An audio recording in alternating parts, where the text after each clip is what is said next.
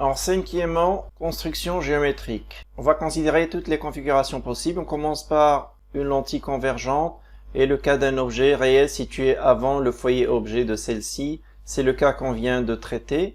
Une remarque en passant. Dorénavant, lorsqu'on va considérer un objet réel ou une image réelle, on va les mettre en trait plein. S'il s'agit d'objets virtuels ou d'images virtuelles, ils seront en trait pointillé. Donc les trois rayons commencent par exemple par le rayon qui part de B parallèle à l'axe optique. Celui-là va émerger en passant par le foyer image F'. Le rayon qui passe par B, O, lui n'est pas dévié. Et le rayon qui passe par B et le foyer objet de la lentille va émerger parallèle à l'axe optique. Vous avez votre point B', A'B' étant perpendiculaire à l'axe optique, puisque la lentille est aplanitique. L'image est réelle, donc je l'ai mise en trait plein. Le cas maintenant d'un objet réel, mais situé entre le foyer objet et le centre de la lentille, AB réel en trait plein. Donc toujours pareil, je considère par exemple en premier le rayon qui passe par B parallèle à l'axe optique va émerger en passant par le foyer image F'. Celui qui passe par B et O n'est pas dévié. Le rayon qui passerait par F et B va émerger parallèle à l'axe optique. Ces trois rayons ne convergent pas, c'est plutôt leur prolongement qui vont converger donc vers le point B', image de B, puisque la lentille est stigmatique. Et A'B' est perpendiculaire à l'axe optique puisqu'elle est aplanitique. Ici, j'ai une image virtuelle, donc je l'ai mise en pointillé. Troisièmement, objet virtuel situé après le foyer image F'.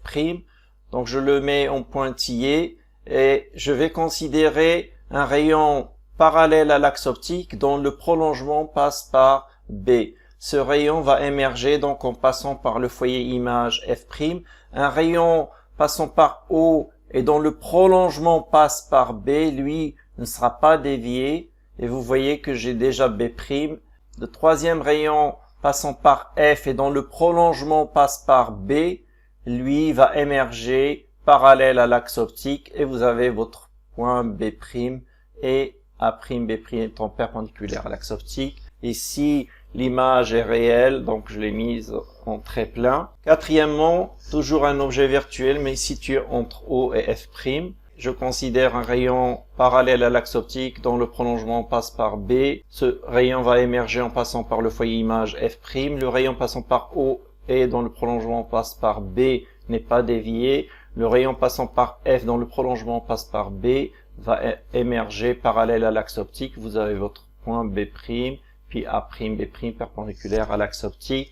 Ici une image réelle, donc je l'ai mise en trait plein. Notez alors que les cas 3 et 4 sont redondants, donc pour un objet virtuel, vous avez la même construction. Alors, remarque de la construction qu'on vient d'établir, il ne faut pas oublier en fait que tout rayon qui partirait dans la direction de la lentille va converger en fait vers le point B'. Donc tous les rayons qui partent de B doivent converger vers le même point B' qui est l'image de B à travers la lentille L. C'est grâce à la propriété de stigmatisme justement. Cas d'une lentille maintenant divergente, toujours l'objet réel situé maintenant avant F', le foyer image qui est à gauche de la lentille puisqu'on a pris ici le sens de propagation de gauche vers la droite et je vais considérer un objet AB réel, donc situé avant le foyer image. La même chose, je commence par le rayon qui part de B parallèle à l'axe optique, va émerger de la lentille en passant lui ou son prolongement va passer par F'. Et le rayon qui passe par B ou lui n'est pas dévié. Rayon qui passe par B dont le prolongement passe par le foyer objet F va émerger parallèle à l'axe optique. Les prolongements de ces trois rayons qui vont me donner B' et puis j'ai A'B' ici en pointillé, donc l'image étant virtuelle. Deuxième cas, toujours objet réel mais situé entre F' et O. Pareil, je considère par exemple en premier un rayon qui part de B parallèle à l'axe optique. Son prolongement doit passer par le foyer image F' et il va émerger de cette manière. Un rayon qui passe par B et O, lui, n'est pas dévié. Un rayon qui passe par B et dont le prolongement passe par F va émerger parallèle à l'axe optique. Donc, c'est les prolongements de ces trois rayons qui vous donnent B', d'où A'B', là aussi A'B' étant virtuel. Donc, je l'ai mis en pointillé. Troisième cas, objet virtuel situé après le foyer objet de la lentille divergente. Donc je considère un rayon parallèle à l'axe optique et dont le prolongement passe par B. Ce rayon va passer, lui, ou plutôt son prolongement va passer par F'.